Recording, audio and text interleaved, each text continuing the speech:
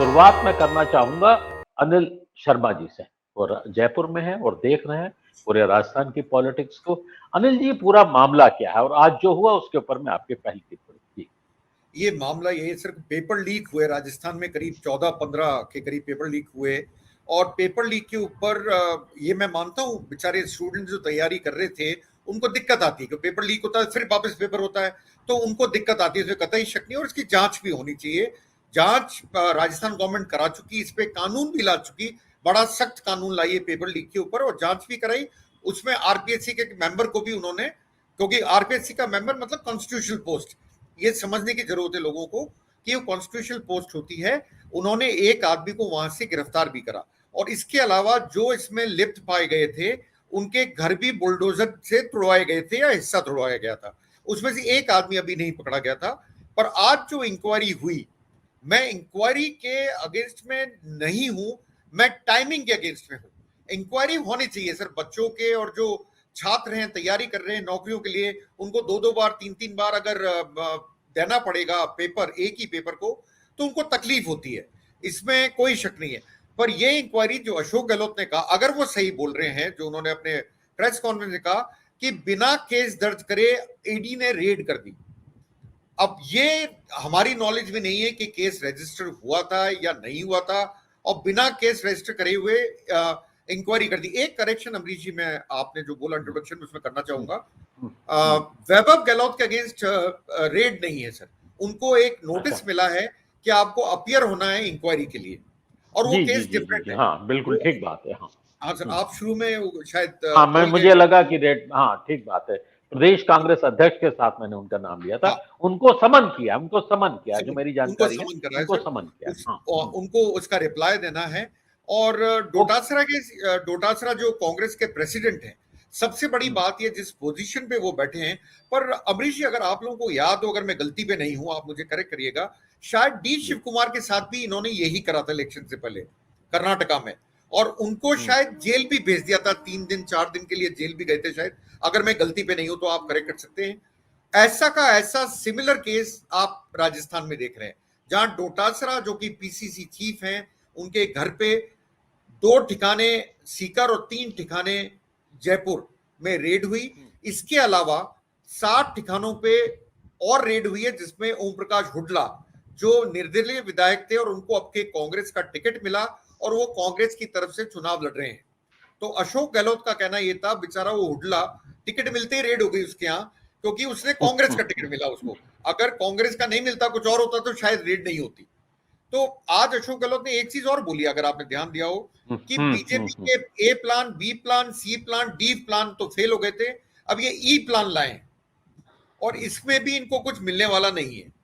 पर मेरा मानना है अमरीश जी कि अगर सपोज कीजिए, हाइपोथेटिकल हम बात करें, अभी इंक्वायरी चल रही है ईडी की, एक तो ये टाइमिंग बहुत गलत है, क्योंकि आपने कहा आचार संहिता, 1 महीना पहले, एग्जैक्टली 1 महीना पहले आप रेड कर रहे हो, वो भी पीसीसी चीफ को, तो आपके पास ठोस सबूत है क्या? और अगर आपने ऐसी मस्ती में रेड कर दी, तो आपका इसका उल्टा पड़ने का खतरा है बीजेपी को। ये बीजेपी को समझना चाहिए, क्योंकि फिर सिंपैथी सारी की सारी कांग्रेस के पास जाती है। और कांग्रेस ने अपनी तरफ से, अशोक गहलोत ने कोई कसर नहीं छोड़ी थी पेपर लीक को ठीक करने के लिए, उन्होंने पूरी कोशिश करी। और उसके बाद में ऐसी रेड होना जिसमें अशोक गहलोत करें कि इसमें तो कोई केस ही नहीं था और रेड हो गई, वो दोनों के लिए बोल रहे हैं, वैभव गहलोत के लिए भी बोल रहे हैं और साथ में डोटासरा के लिए भी बोल रहे हैं। और दूसरी बात ये, जैसे अशोक गहलोत ने बोला कि मैंने अभी 2 स्कीम्स लॉन्च करी कल, तो 2 जगह रेड, महिलाओं वाली जी, हाँ, एक महिला सिलेंडर वाली और एक महिलाओं वाली। अब मैं 5 और करूंगा, तो ईडी से उन्होंने क्वेश्चन करा, 5 नेता आपकी नजर में तैयार है नहीं है, कहां रेड करनी है आपको? तो मतलब इस स्तर पे बात हो गई। और साथ में ये उन्होंने ये भी कहा, बड़ा नोटिसेबल चीज है, आप छत्तीसगढ़ की अपन बात कर रहे थे, उन्होंने कहा वहां तो घर किराए पे ले रखा है ईडी ने, पूरा का पूरा एक घर किराए पे ले रखा है कि रेड करनी है तो कब कब करनी है। तो इस बात पे, और एक चीज और अमरीश जी ध्यान रखिएगा, इस चीज ने कांग्रेस को यूनाइटेड कर दिया है। आज सचिन पायलट एआईसीसी ऑफिस में प्रेस कॉन्फ्रेंस करते हैं, जिसको लोग मानते थे कि ये तो अलग अलग हैं, उन्होंने आज ये प्रूव करा कि ये कांग्रेस यूनाइटेड है राजस्थान में। बीजेपी के लिए उल्टा खतरा बढ़ गया, क्यों? कांग्रेस यूनिटी दिखा रही है। इसीलिए वही मैं जो कह रहा था, मेरा हाँ, यही बिल्कुल। कहना था कि ये संकट में ना आ जाए भारतीय जनता। एक चीज और है, जो अभी सुप्रिया सेनगुप्ता ने आरोप लगाया था दिन में कि भाजपा हारती हुई भाजपा ये कार्रवाई कर रही है, उसको हार की आशंका है। मुझे नहीं पता हारेगी जीतेगी, लेकिन आशंका है, ऐसा लग रहा है। ये बात अमरीश जी आप सही कह रहे हैं। सुप्रिया श्रीनेत नहीं भी बोलती तो मैं भी आपको ये बोलता, घबराहट है, बेचैनी है। हारेगा कौन, जीतेगा कौन, ये तो 3 दिसंबर को पता लगेगा, पर एक घबराहट है, ये दिखाता ही है, ये घबराहट दिखाता है, ये आपकी बेचैनी दिखाता है। आप बताइए, पीसीसी चीफ क्या अगर आप डालते हैं रेट, वो आदमी जिसको कैनवेसिंग करने के लिए पूरा राजस्थान कवर करना होता है, क्या वो पीसीसी चीफ है? तो उसको क्या आप रोकना चाहते हो? इससे क्या उसके एक्शन को आप बिल्कुल मतलब उनको घर से बाहर नहीं निकलने देना चाहते हो? वैसे मेरे पास जो भी इंफॉर्मेशन है, शायद उनके घर पे रेड करके वो निकल चुके हैं ईडी वाले।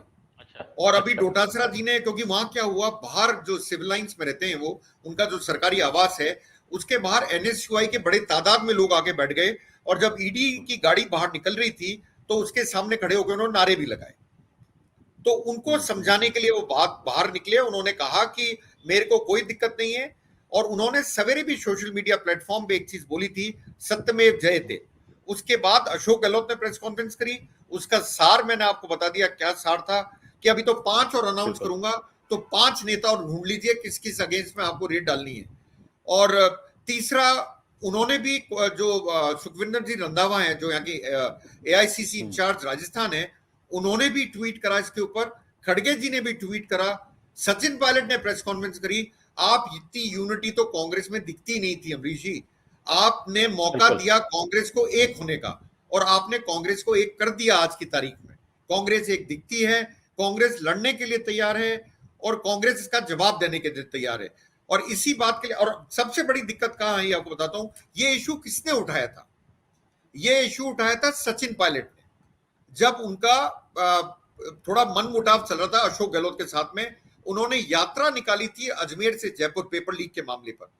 बीजेपी ने तो कुछ नहीं करा था सर, बीजेपी की तो कोई प्रोटेस्ट मार्च भी नहीं हुई थी, और उसको उठा के बीजेपी आज क्लेम करती है हमारा मुद्दा है। ये मुद्दा उनका नहीं था, कायदे से सचिन पायलट ने उठाया था स्टूडेंट्स की खातिर। उसके बाद एक्शन लिया गया अशोक गहलोत के गवर्नमेंट द्वारा, आरपीएससी मेंबर तक को सजा हुई। तो ये कोई छोटी बात नहीं। और बस एंड में एक चीज बोलूंगा, टाइमिंग बहुत गलत है। इसने पब्लिक के परसेप्शन पे अंतर पड़ता है। बीजेपी ने टाइमिंग गलत चुनी, और वो तो कहेंगे ईडी स्वतंत्र है, अपने आप करती है, पर ये तो सब समझते हैं कि ईडी कितनी स्वतंत्र है और क्या है। मेरा मानना ये है कि टाइमिंग गलत है, बाकी एवरीथिंग इज ओके।